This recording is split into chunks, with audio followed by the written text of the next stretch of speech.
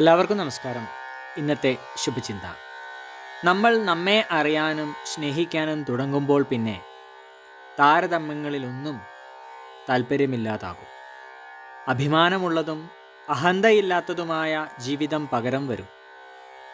സ്വന്തം സാധ്യതയെ തിരിച്ചറിയുമ്പോൾ ജീവിച്ചതും ജീവിക്കാമായിരുന്നതുമായ ആയുസ് തെളിഞ്ഞു വരും. അടുപ്പവും അകൽച്ചയും അഭിനിവേശങ്ങളും വിലയിരുത്തപ്പെടും. ആത്മ ആദരവാണ് ലോകത്തെ മുഴുവനും ആദരിക്കുന്നതിൻ്റെ ആദ്യ ചുവട്.